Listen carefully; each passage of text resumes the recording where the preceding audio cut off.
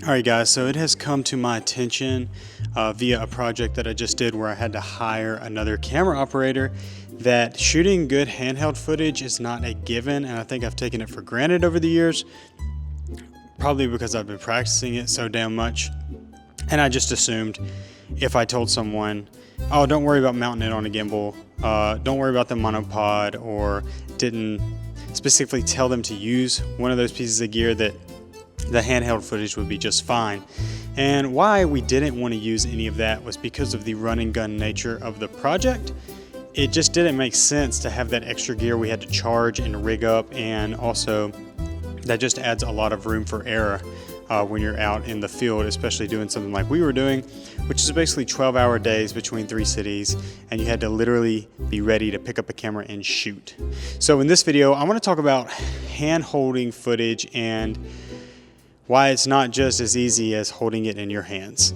First of all, why might you want to hand hold the camera rather than putting it on a gimbal, using a monopod, or even a tripod, which I'm using right now, and I use a tripod every single day. We can make another video about that.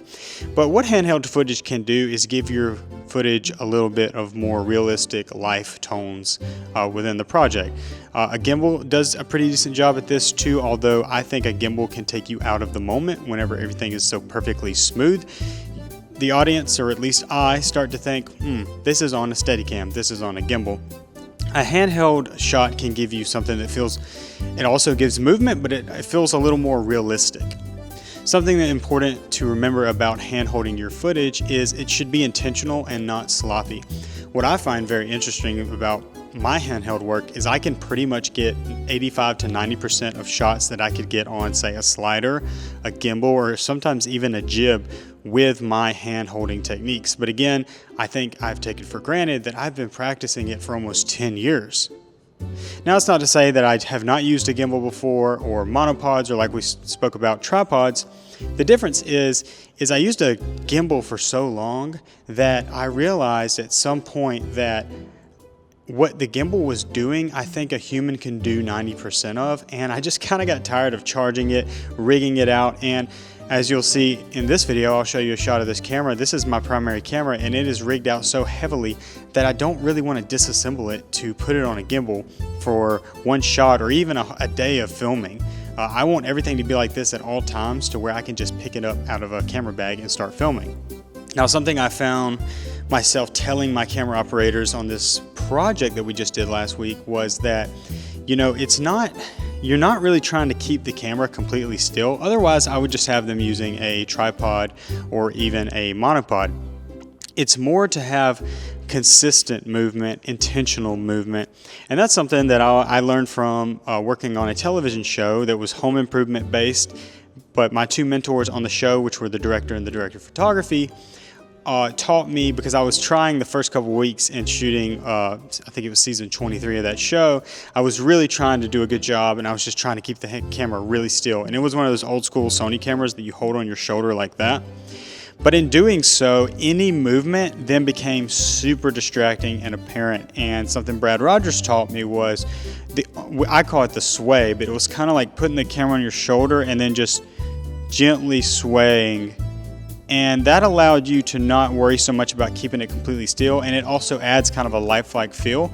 Because a lot of times when we're talking and our perspective towards people is not like this, it's a little more like, it's kind of swaying, so it even adds more to that realistic nature, and it takes the pressure off of having to keep it completely still the whole time. I did list out some things that I think handheld footage are really good for, and that is things like documentary work, which is the majority of my work, weddings, events, behind the scenes B-roll, commercial B-roll, travel films, emotional and intimate moments I think work better in handheld scenarios, and situations where, like we said, you need to move quickly and flexibly. Flexibly, is that a word? Or have flexibility. Let's go with that.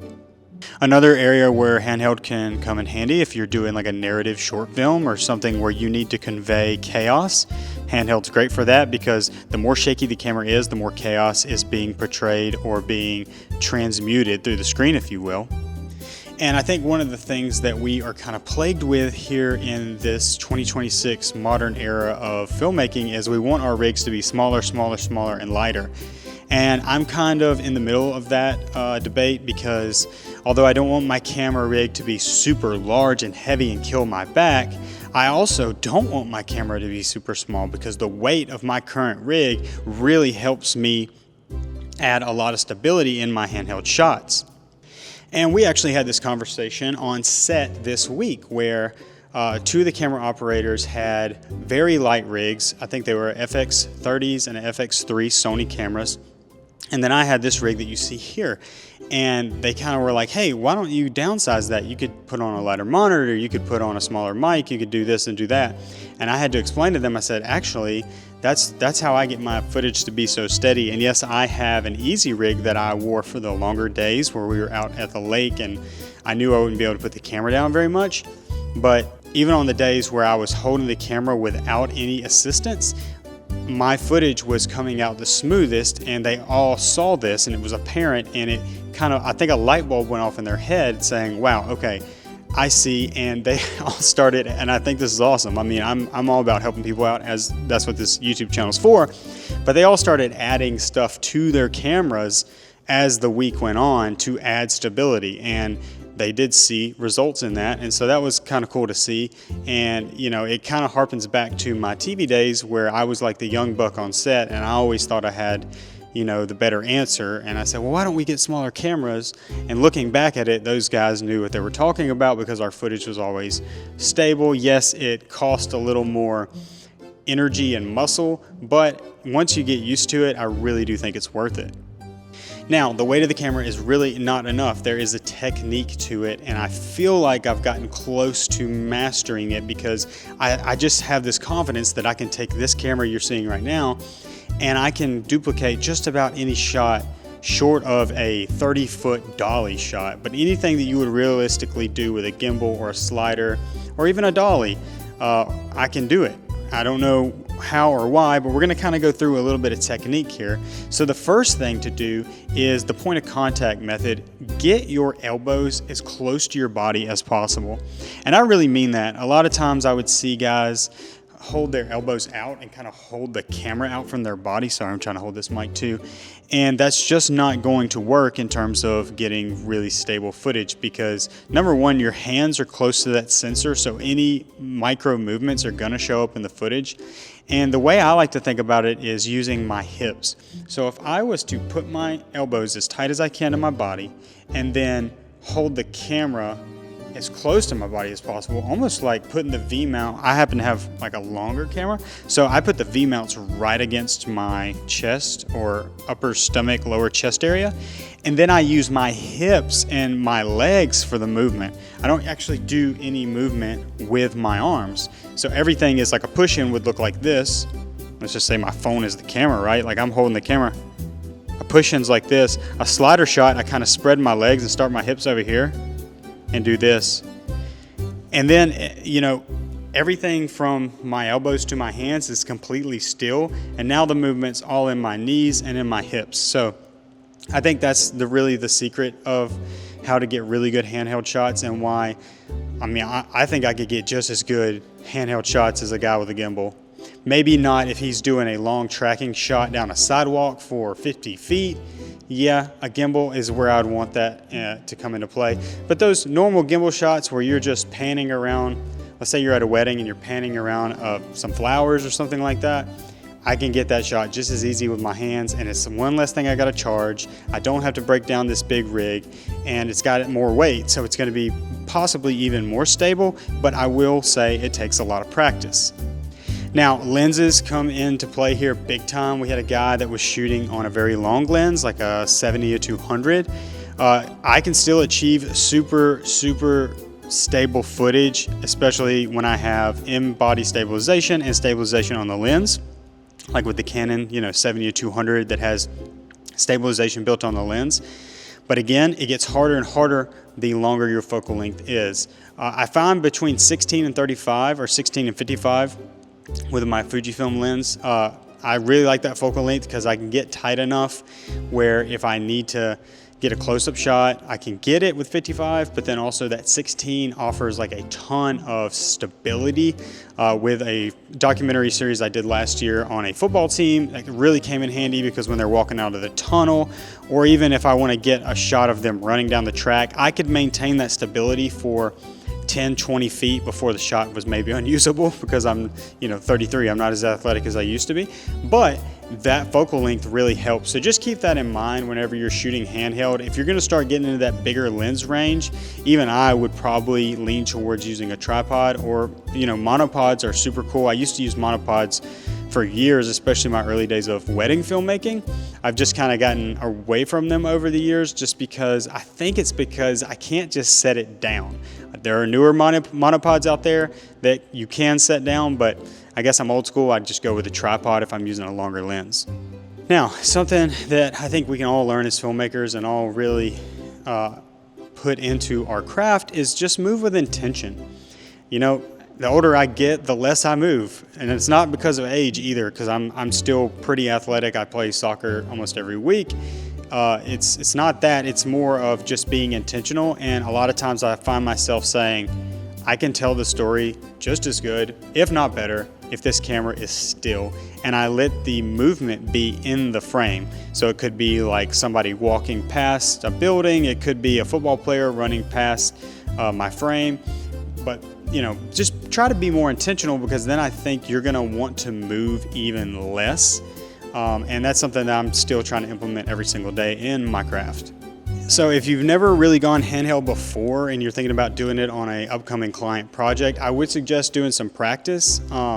It could be as simple as just going to your local festival or getting your friends together to shoot a short film, but put those elbows tight together and be intentional. I think you'll find that you don't need to move as much as you thought you did.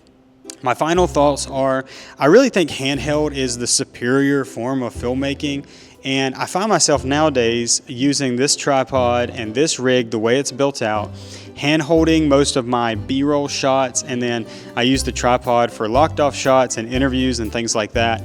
But I love the convenience of it, and it takes my mind off of, it's little things, right? Little things will take your mind off of the technical part, and then you can solely focus on the story part. And last year when I did that documentary series, Count on Me, which followed a local football team, just basically on their rebuild journey and trying to make the playoffs, which they did, I had this camera built out, sitting in a bag to where I could just pull it out, press record. Had 2 V-mount batteries powering the monitor and the camera. I didn't bother bringing my DJI drone. I did wear the Easy Rig because, at the games can last 3 to 4 hours, so I did have an Easy Rig on, but I'm still hand holding. The Easy Rig is not, just so you guys know, people ask me all the time, does that keep it stable? Does that keep it level? No, that takes the weight off of your back in between shots. Whenever it comes time to press record, I'm basically holding it the same way. It's more of those in-between times, and it helps me free my hands up, say when I need to reach into my bag, and I don't have to put the camera down, it's all on me. The Easy Rig vest was also being used at the time to hold my drone controller, and I'd have the drone ready, so anytime I need a drone shot, I was like the one-man band of camera guys. I would just literally pull it down and take off.